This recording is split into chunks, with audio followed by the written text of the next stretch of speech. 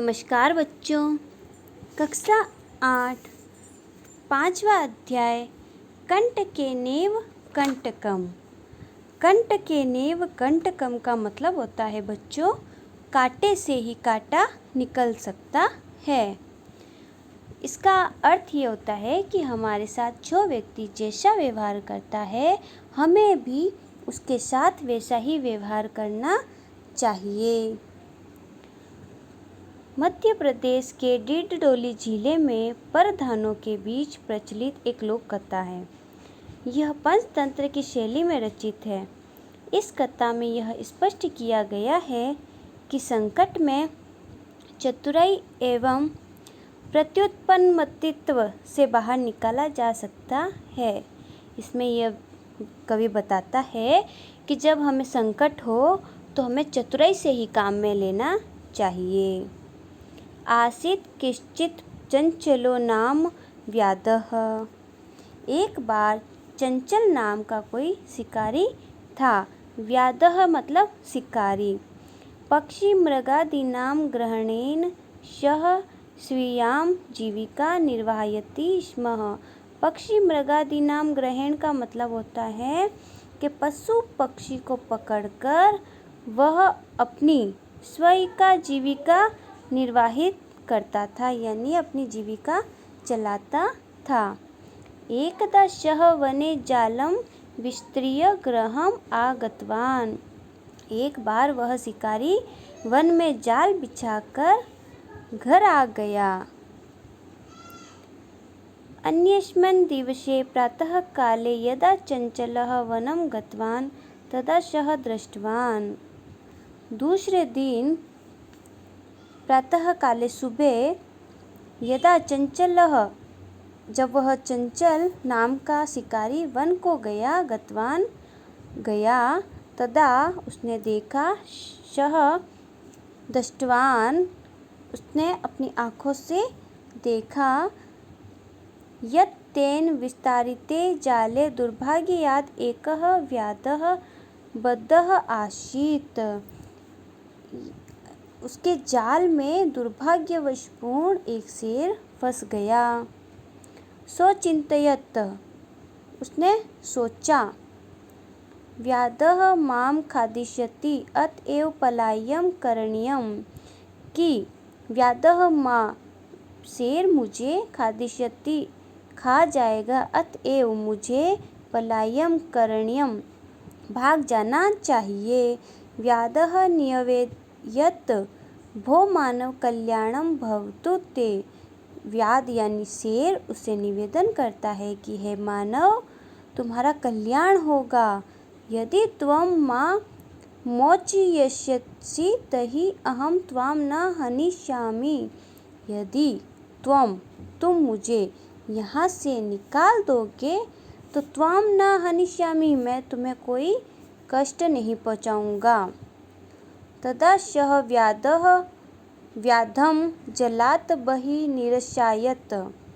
तभी वह शिकारी, व्याधः का मतलब होता है शिकारी, व्याध का मतलब शेर, जलात् बहिः निरस्यात् उसको जाल से निकाल देता है। व्याधः क्लान्तः आसीत्, और वह उसको निकालने के बाद बहुत खुश होता है। व्याधः सोऽवदत् भो मानव पिपासुः अहम्। वह शेर बोलता है कि हे मानव, मैं बहुत प्यासा हूँ। नदाः जलमान्यः मम पिपासः शम्यः। नदी का पानी लाकर मेरी प्यास को बुझाओ। व्याधः जलं पीत्वा।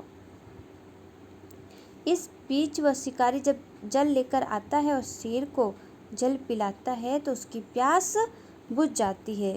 फिर शेर पानी पीकर पुनः बोलता है, व्याधः व्याधम अवदत् शय्यं मे पिपासः, कि वह कहता है कि मेरी प्यास शांत हो गई है।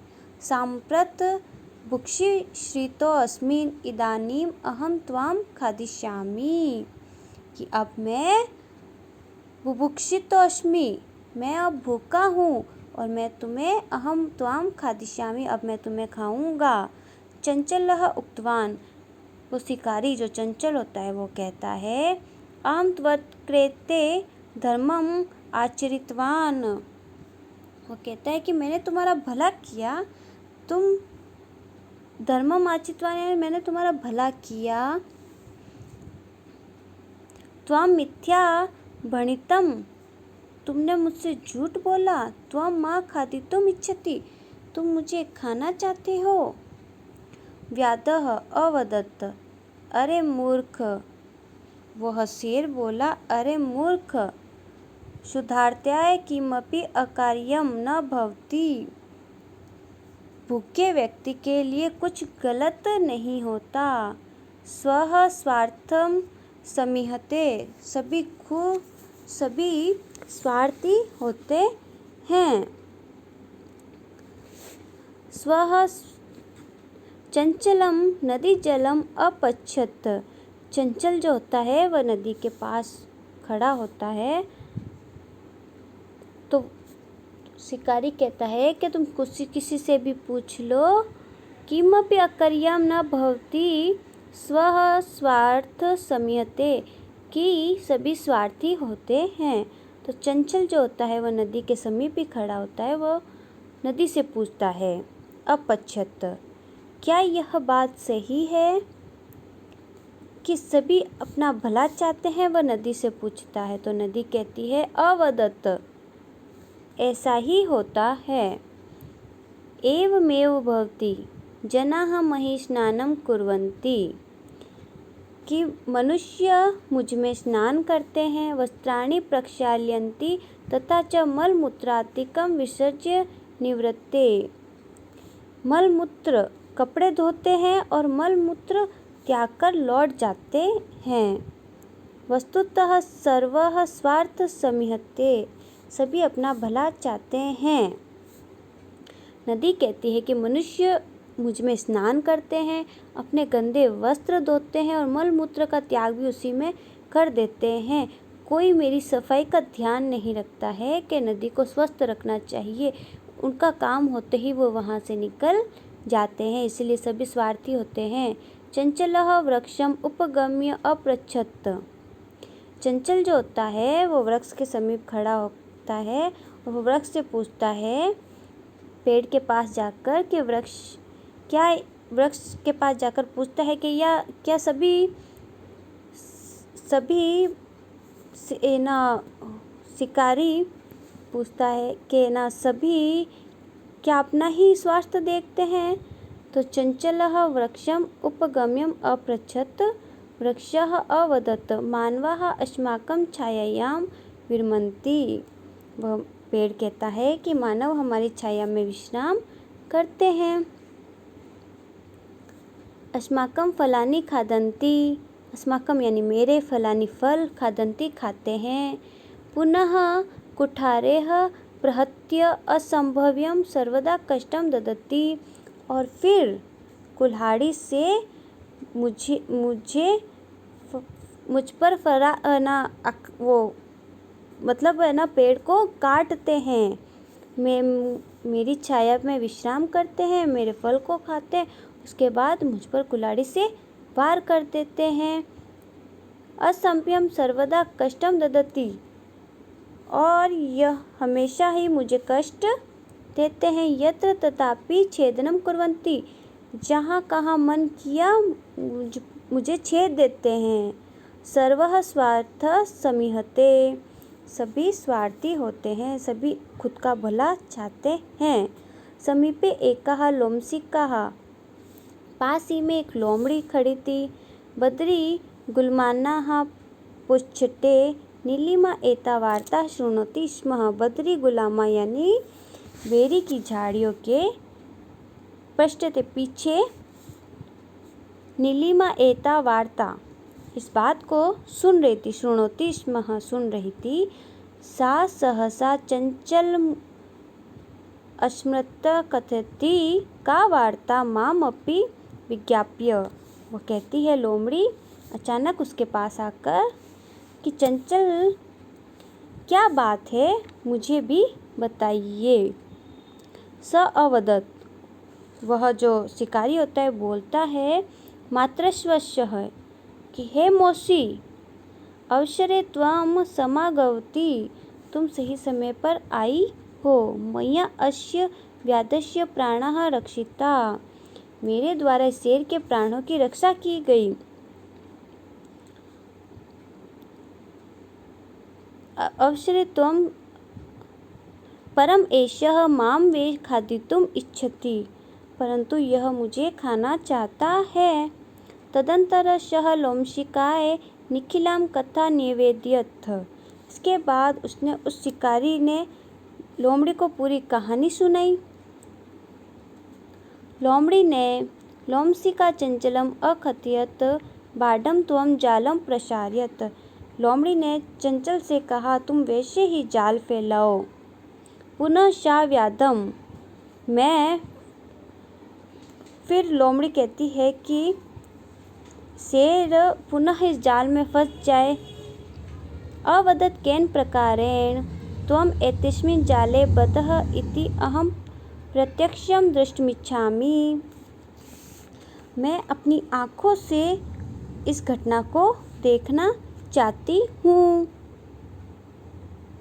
व्याधः तद् वृत्तान्तः दृश्यते तस्मिन् जाले प्रविशत्, व्याध पूरी घटना लोमड़ी को प्रत्यक्ष दिखाने के लिए जाल में प्रवेश करता है। लोमशिका पुनः अकथयत्, लोमड़ी फिर से कहती है सम्प्रति पुनः पुनः कूर्दन कृत्वा दस्यः, वह कहती है कि उछल कूद करके दिखाइए। स तथैव समाचरत्, अनारतं कूर्दनेन सः श्रान्तः अभवत्, और शेर ने वैसा ही किया जैसा लोमड़ी ने कहा। वो उस जाल में कूदता है। जाले बद्धः स व्याधः क्लान्तः सन् निस्सहारो भूत्वा तत्र अपतत्, और वह शेर खूब कूद कूद के थक जाता है और फिर निस्सहारा होकर प्राण उसी में ही गिर जाता है। प्राण भिक्षामिव च अयाचत, और वह अपने प्राणों की भिक्षा मांगने लग जाता है। वो जाल में कूदता कूदता इतना थक जाता है कि पूरी जाल में उलझ जाता है और फिर अपने प्राणों की भिक्षा मांगता है। लोमशिका व्याधम अवदत्, और लोमड़ी उस शेर को कहती है सत्यम त्वया भणितं सर्वः स्वार्थ समीहते, कि शेर उसको द्वारा कहती है कि सभी अपना भला चाहते हैं, ये सत्य है कि सभी अपना भला चाहते हैं। और फिर जाल में उसको फिर से बंद करके शिकारी प्रसन्न होकर अपने घर को लौट जाता है। इस प्रकार इस पाठ से हमें शिक्षा मिलती है कि हमें कभी भी स्वार्थी नहीं बनना चाहिए। हमें अपने हित से ज़्यादा दूसरों की भलाई के बारे में सोचना चाहिए।